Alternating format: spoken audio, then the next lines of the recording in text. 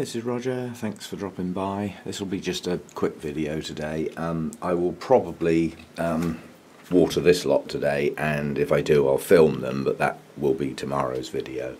And I've still got that lot to film over there, but although that's 3 shelves, it's not actually that many plants. So I've only got 2 left to do to cover the whole lot. Garden party was cancelled yesterday. Very disappointing. My daughter had come down for the weekend. She, it's one of her highlights. She really likes that event. But given the circumstances, very high winds, torrential rain, there was no point in going ahead. The guy who hosts it said, "I can't get all those people in the house. It can't be done." So now I know what happens when it's wet. It gets cancelled. Now, if the winds hadn't been there, I think structures may have been erected, sort of outside that we could have sheltered under it. But with the high winds, that wasn't an option. There's also safety features, like the guy's got lots of huge trees and stuff like that, and there's always a possibility a chunk of or a whole tree may come over. When trees are in full leaf, double the weight because they're soaking wet, and then you put a high wind against them, they can go over, so I think it was the sensible decision. There is a rumour it could get rearranged for next weekend or possibly the weekend after. That will conflict with my other Orchid Society's garden party, which is the weekend after. So it all gets complicated. I'm glad I'm not organising it all. Anyway, that's that out of the way. No garden party to chat about. Never mind. These things happen. I've been at that Orchid Society a long time. That's the first one that's ever got cancelled. That's also the second Orchid event this year, because the Wessex Orchid Society had to cancel their early spring show in March because of the snow, and the beast from the east, as it was called. And that was on safety reasons about people trying to drive and walk around on frozen surfaces and stuff. So again, the right decision. They did manage to rearrange that, which I'm surprised at. Funny actually, all the work they put into trying to work out whether it was better to go ahead with that show or not, and irrespective of their decision, it's hosted in a school, and the school had closed anyway on safety reasons. They didn't find out that till the last minute. They didn't sort of bother contacting them or anything, but because of the pathways and the car park and everything at the school grounds, on that day there are several children's events at the school, so for safety reasons the school was closed. So these things happen, we get these problems. Just notice my Dendrobium hercoglossum's having a last little flurry for the year. Last little set of blooms. I don't see any more buds coming, lurking in there.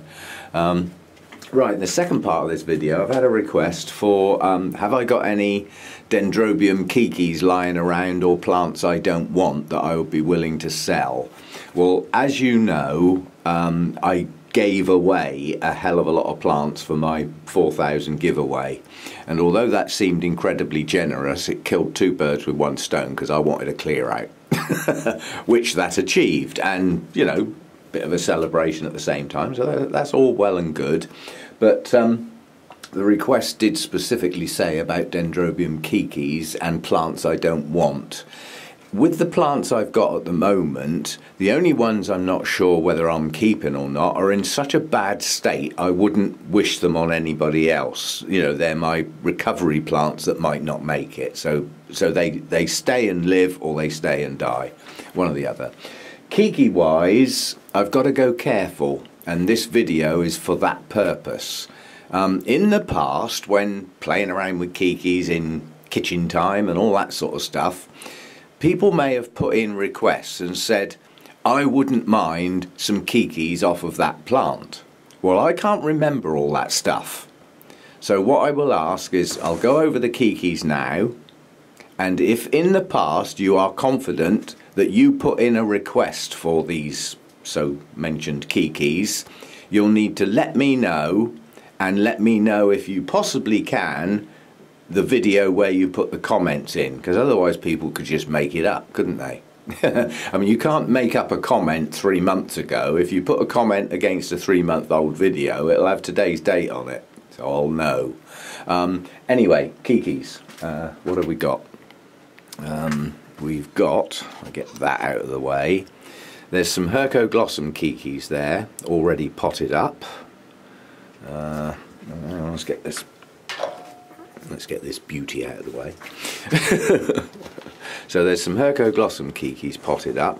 There's some Dendrobium keikis potted up there that I don't know what they are. I've forgotten. And what else have we got in here? The Dendrobium harveyanum keikis back here, I am virtually certain I've already promised those to somebody. There's 2 that have been potted up in there. Trouble is, when you take Dendrobium keikis off the plant, they're often shaped like this because they grow out from the plant pointing downwards, and because they're a keiki they turn upwards, so they get this big curve on them. But obviously future growths will come out straight. So there's those. These were taken off the plant to go to somebody else, really. They haven't really taken off yet, but I mean, that's Dendrobium loddigesi, and these are the keikis I took off of that mother plant and mounted separately. I mean, they might, I mean, that one there doesn't look like it's going to make it, but they all had good roots, and in time they should take off. They may not all grow, but they've all got a chance of growing. As you can see, they've all got a good root system. So that was done for somebody else, basically. What else have I got? Have I got anything on plants that hasn't been taken off yet? Don't think I have, actually. Actually, there's 2 really large keikis. Oh, they're here, right under my nose. There's these 2 keikis here.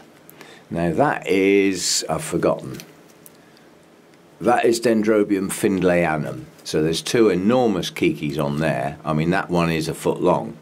They both got roots, but they're still attached to the mother plant at the moment. That doesn't mean to say that if detached, those could be sent bare rooted with a bit of damp moss. There's those 2. In the dining room, already standing in a glass of water, becoming acclimatized, is another load of Dendrobium findlayanum. I think there's 4. So in total, there's 6 of those. Yeah, so there's those. I don't see any more actually on plants, apart from, I don't know whether I can get the camera in to film it, this giant right up the end that's doing that as far as top growth is concerned. That's about 30 new canes growing on that plant. But down in the plant, down here, there are also quite a lot of rooted keikis with open leaves now, and that's a lot. And that is, I've completely forgotten, so I'll do a pop-up. The only other keikis I can think of are on this one. And because the basic plant is in such a weak state, I want to keep those and plant them up with the main plant on the mount that's buried in amongst the greenery at the moment to increase the plant size. Because I want to keep the plant, and part of the plant's, you know, progression over the years will be starting these 2 keikis off near the base as well. So I'll be keeping those. And that's probably about it. I mean, that plant up the top that I was just showing with all the keikis, I mean, this is, you know, all of the lower canes are smothered in them. You know, I've probably got about 20 blinking keikis on this plant. They're everywhere. And they're all in various stages. I mean, those are too small to take off by far. But, you know, those 2 have got root systems starting, and the leaves are open. So there's quite a few of those. But I'll have to do a pop-up because I've forgotten what it's called. That's the... You've heard me talk about the big box orchids. Well, that plant was the reason it was a big box. Literally, that plant. And I don't think I've got anything else, and I don't think I've got any giants that I'm going to split, or not in the near future anyway. So that's probably about it. It's really just Dendrobium keikis at the moment that I've acquired over the sort of winter and spring months. That's the time they tend to chuck them out. So as I said, if you've previously laid claim to any of these, then let me know, because obviously there's only so many. I mean, the Dendrobium findlayanum, there's 6 keikis there, 2 on the plant and 4 in a glass in the dining room. So there's 6 of those. The Hercoglossum keikis, I wish I could remember what those were. I got a feeling they're Hercoglossum as well. So there's 2 potfuls of Hercoglossum keikis with bugs on at the moment, so they'd have to get a spray before they left. Well, they need to get a spray now, really. Yeah, so that's probably about it. I can't think of any giant plants that I'm splitting up at the moment to get divisions of anything else. But if I come across anything, I'll think about it. So that's... what about this thing? Yeah, it doesn't really have keikis. In fact, as a plant, it's probably incapable of growing keikis because it branches naturally.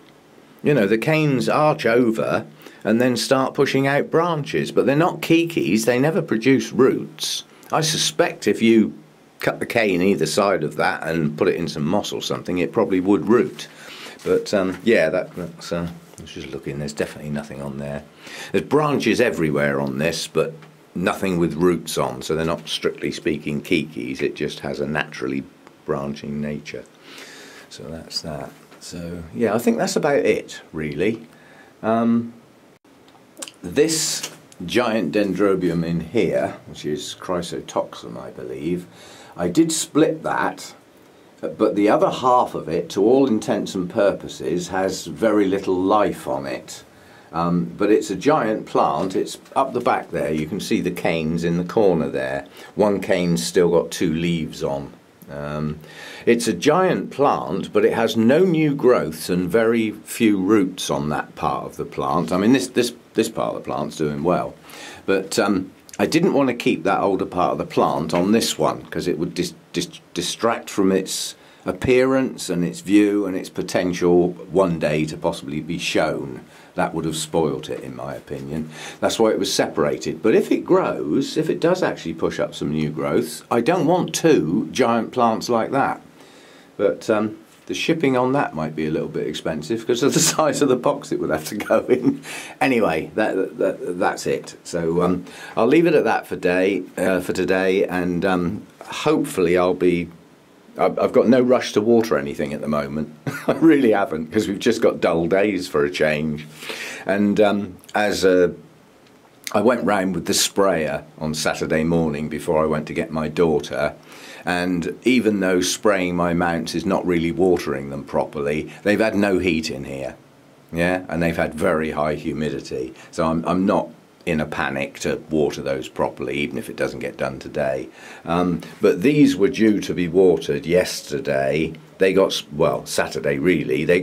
I ran round with the sprayer, so in theory they're probably still okay. So I'll probably do those today and film those at the same time. As I say, that's quite a lot to do. The what I call the shady ones, or the cooler ones, or both in some cases. There's quite a lot of them, and they are all quite squashed up in here, but they're down on these lower shelves to keep them out of the brighter light because they don't need it. But I'll see about filming those today then. I'll post that tomorrow. So see you next time. Thanks for dropping by. I was just looking around to see if there's anything new opened, but there isn't. I tell you what, when it comes to the 8th, I mean, first thing my daughter said when she walked in here is, "Crikey, you haven't got much in bloom, have you?" And she's right, I haven't. It's very thin on the ground at the moment. I think if I counted round, I mean up here, 1, 2, 3, 4, there's another bulbophyllum down there, 5, hibiki 6, catatanti 7, Hercoglossum just about 8, my nice Miltonia 9, the other Miltonia, Sunset, 10, 11, Peter Comp, this one, 12, and the 2, well, 1.5 Miltonias, because the yellow one's still looking quite nice, but the other one's going to go in a day or 2. And one sorry looking Vanderspike that's just been frazzled. I've taken the other Vanderspikes spikes off with their blooms because they just look so awful where they got frazzled up in the roof. But, anyway, weather-wise, we've got showers and sunny periods. Perfect for growing, you know, because you get some respite from the sun coming in from the glass. you know, when the fans get a chance to do their thing and the foggers catch up and everything's great, and you know, then the fans come on and go off again, and a bit of cloud, bit of sun, perfect. Yeah. Might not be perfect for your holiday on the beach, but that's what we've got. And then apparently it's going to heat up again at the weekend. But it looks like the majority of the heat is in the southeast. And strictly speaking, where I live, I look at it as central south. But strictly speaking, I'm classed as in the southwest. But where's the line? You know, where does the southeast and the southwest meet? Well, I'm about on it. So central south. So it might get a bit warmer as the week goes on, but and sunshine increase. So we'll see how we go. Anyway, see you next time. Thanks for dropping by.